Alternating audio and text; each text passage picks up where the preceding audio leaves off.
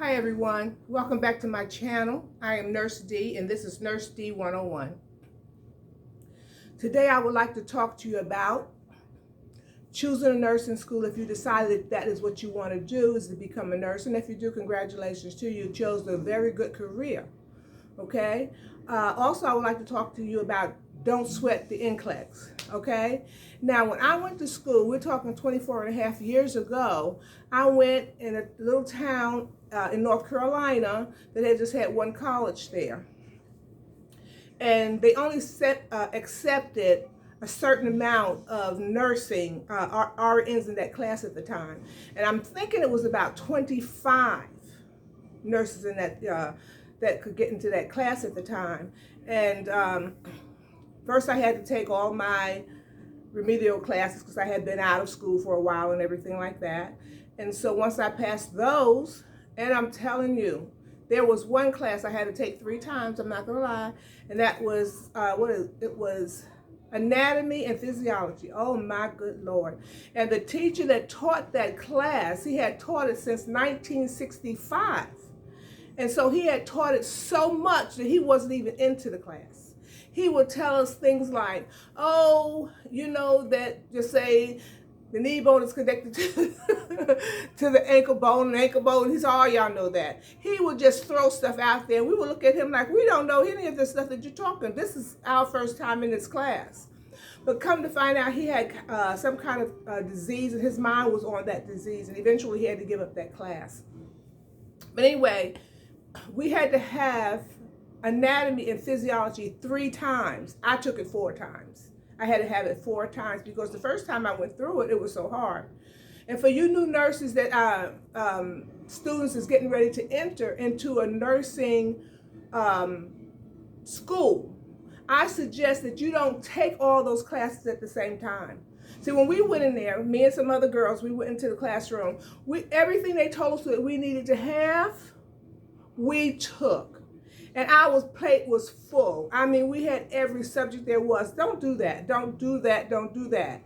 And as we kept going on in school, we knew that we had to drop some of them classes and take them, you know, 1 at a time or 2 at a time. We couldn't take 4 and 5 classes at a time. It was just unreal.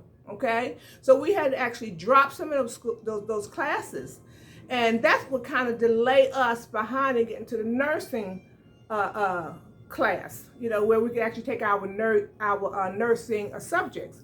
But I remember that after we got into the, started getting past some of the first curriculums in the classroom, we would see new students coming in and they would have their plate full just like we did. We would laugh and say, oh, they're going to drop some of them things. They're going to drop it. There's no way in the world they can do it. Well, anyway, we got through that, and then we applied to get into now we want to take be into the nursing program. And they was only allowed 25 people at the time. And it took me a little longer because I was a little older, okay? Then I was taking 1 or 2 classes at a time. And also, I was working full time.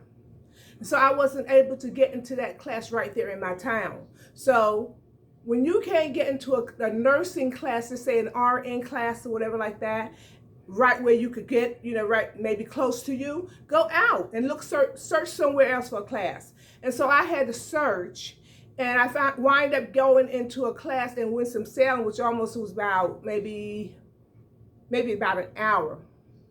Okay, and when we got over there, their classes was filled up. But they did have a couple of slots open for LPNs. And so I jumped on that. So if you cannot get into an RN program, don't worry about that. Go for the LPN program and get into that, because you could always later on become an RN if that's what you like to do.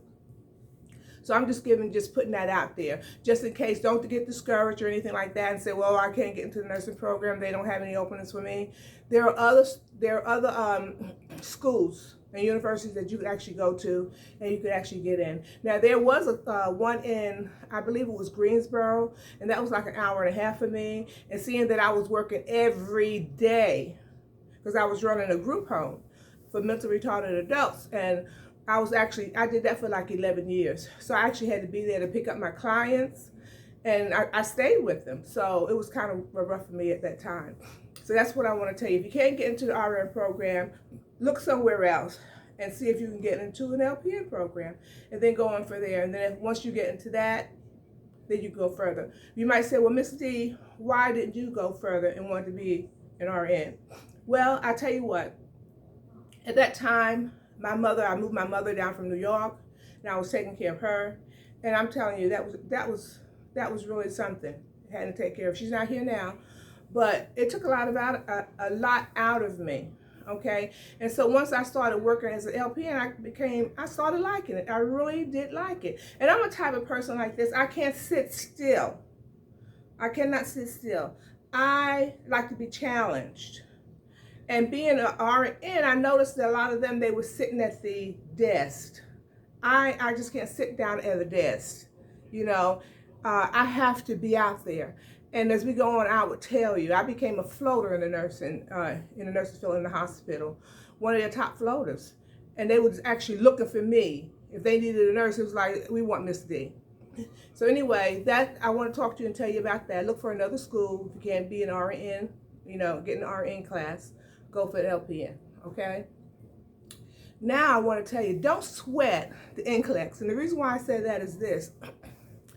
I think it was about 25 of us in my class, and every last one of us got our license. We got our license, okay?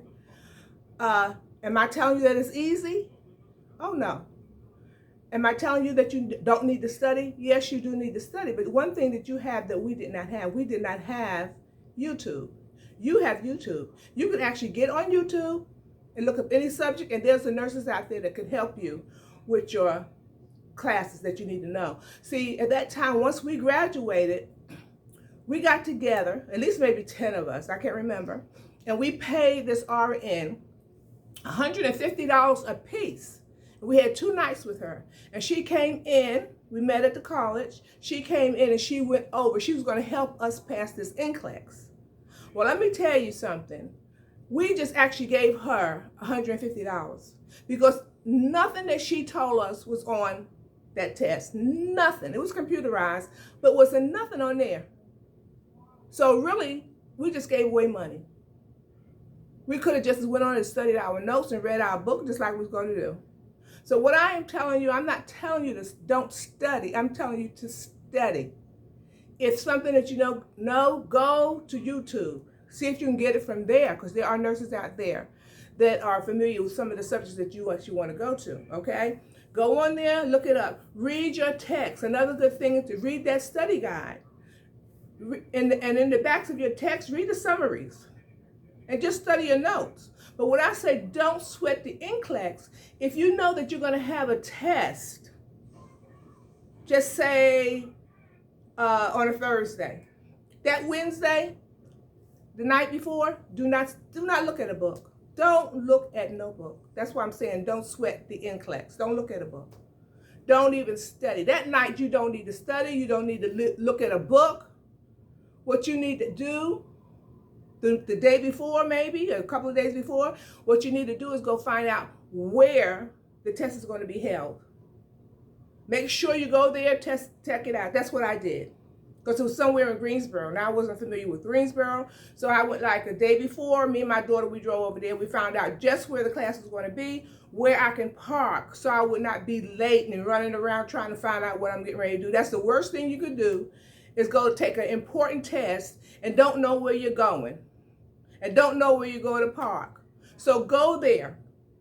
Find out where the building is. Exactly where it's going to be held inside the building. And go there.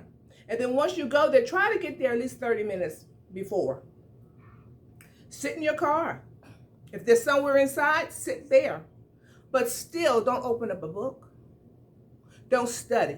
Don't do nothing. This is your calm time. This is you now. Calming yourself down. And like I said, if you know you're going to have a test the night before, don't pick up a book. Do not pick up a book. What you need to do is just relax. Have your favorite dinner. Look at a good picture. Put a DVD in. Find something. If you want to go to the movies, that's fine. You want to go out to eat, that's fine, but do not. Don't pick up a book. Don't pick up a book. Don't stress yourself out just before you got to take a test. Don't do that. Let that Wednesday night or whatever it is, whatever night it's going to be, before you get ready to take a test, just relax.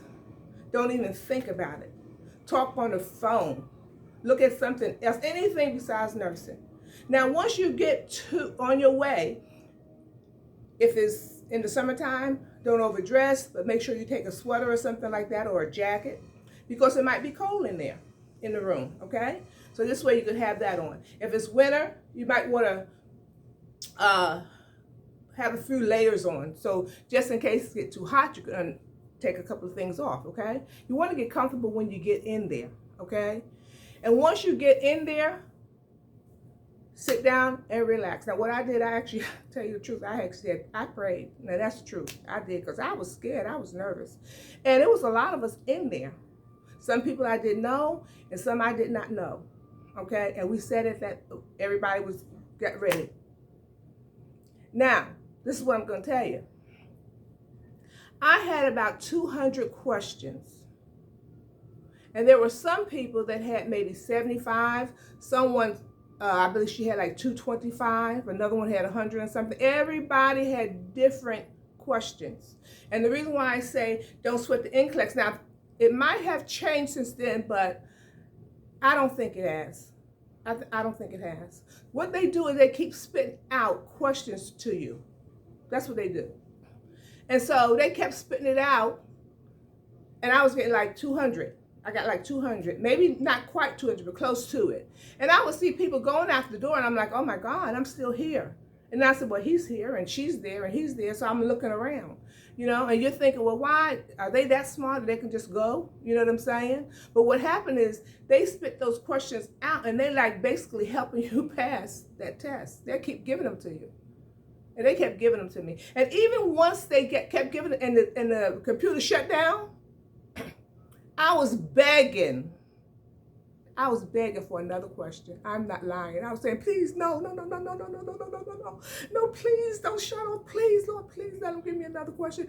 But once it's shut off, it's off. There's no way it's going to start again. And when I walked out the door, I remember saying to the woman that let us in, I said, oh my God, I know I failed. I'm going to have to come back.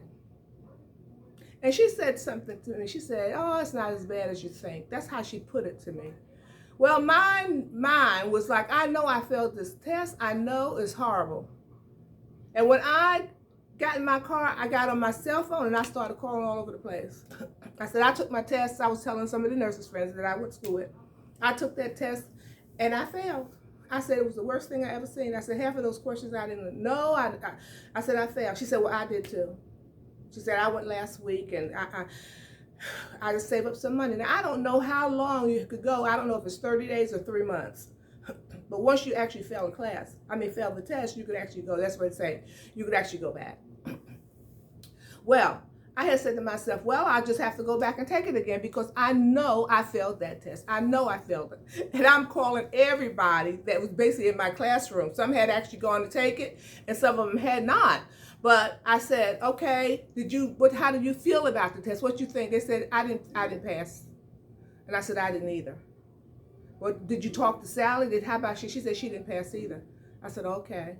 But let me tell you something. Every last one of us passed. Every last one of us got our license. It was told to us by some of the nurses later on, you know. No, that was just before. Let me go back. They said if you get a brown envelope in the mail, you pass. If you get a white envelope in the mail, you fail. Okay? So, it had been about a month, maybe a month and a half. And I thought, well, we should be hearing something soon. You know, I'm just going to work, doing what I have to do. And I remember coming home, and I said, I'm checking my mail, and I had this long driveway. And the mailbox at the end of the driveway, and I stopped and got the mail, and I opened it, you know. And here I got this mail, and I'm shuffling through the mail, all that, and I see this brown envelope. Well, I get in that car, to go up to my house to drop the car. I thought I would never, ever get to my house. That was the longest driveway. I thought I was actually driving from just Charlotte to New York City. I thought I would never get up there because all of a sudden everything just slowed down. I had the brown envelope in my hand and I'm thinking I must have it. I got to get into the house to open it before I do a shouting fit out here in the street, but I thought I would never get up there. Finally, when I got into the house, I put that key in the house. You should see me. I put the key in the house. I opened that door and I stood there and I opened that envelope and I yelled a thank you, Jesus. I know he heard me and everybody else in heaven and hell and everybody else, because I screamed as loud as I could. Thank you, Jesus. And I got on the line. I started calling. I started telling, I got my license. And then everything, it started doing a rollabout. A couple of days later, I got mine, I got mine. That's why I'm telling you, don't sweat the NCLEX. Those tests are there to help you. It's there to help you, okay? The night before, just rest. Just relax. You know what I'm saying? Eat something. Eat some ice cream. Get a big pizza. You know? Just don't sweat it. And another thing I want to tell you too, once they put those tests, you get them questions, answer every last one of them. If you don't know them, answer it anyway. If you have to eliminate something, maybe if it's 4 answers, try to eliminate at least 2. And then and then now you got 2 to look at. And I just don't know which one to do. I don't care. Just pick one of them. Pick one. Answer every last one of them that they give you. Every last one of them. Just keep on. And let them keep spitting it out. You know? And if you have to sit there and you feel that, okay, it's, now I'm at 100 and something that's still going, because you're going to know. Now, just sit there and keep doing it. Keep doing it. If you turn off early, fine, you know? Fine. But if things change, because it has been 24 and a half years, okay? It has. So don't come back on me and say, Miss D, you told me this and you told me that and I failed and and all this. I am not telling you don't study. I'm saying study. I'm telling you to answer every question. That's what I'm telling you, okay? And I'm sure you will get your nursing license. Just look for a brown envelope. And when you do, say, Miss D was right. I passed my test. That's what I'm saying. Don't sweat the NCLEX. Okay? Don't sweat it. Just do the best you can. Answer every question. Don't let the one pass you by. If you don't know it, guess at it. Because there are going to be questions up there that you have not seen in your nursing class. This is what I'm trying to tell you. Do you know how many, there are so many questions. There's no way in the world you're going to know them all. This is what I'm trying to tell you. There's no way in the world that your nurse instructor is going to give you all of it. It's no way. It's no way. There's nurses all over the world that put these here questions and everything together. So there's no way in the world you're going to know them. That's why I'm saying to you, don't sweat it. Just answer the questions. And they'll spit some more out for you and answer that one. Because I know it was close to 200, if not 200. And one of my friends, she had over 200. Some had less. But what I'm saying, we all got our nursing license. Okay? So I think that's all that I want to talk to you about. And we'll get together again. I'll put another tape out as soon as I can. So this is the good part of the nursing. I told you we was going to talk about the good, the bad, and the ugly. This is the good part about it. Because I really believe those questions are out there to help you get your nursing license. We need nurses. We do need nurses. And we need good nurses. That's why I had put that video out there, two videos out there before saying 5 or 6 reasons why you should not become one and 5 or 6 reasons why you should become a nurse. Because we do need good nursing. Just look at those videos. And if you find yourself, and if there's any way that you can kind of check yourself and get yourself right, good for you. okay? Because we do need nurses. And I like what I'm doing, and I still work. I still work to this day right here. And I still train nurses. I train LPNs and I train RNs. Because right now I'm in home health and I have clients. And so we have to have people that relieve me for vacation or relieve other people. And because I have a patient that is on a ventilator 24/7, 365 days a week, a year, he's constantly there. So a lot of them, the agency send their nurses to me because my client is constantly on a ventilator.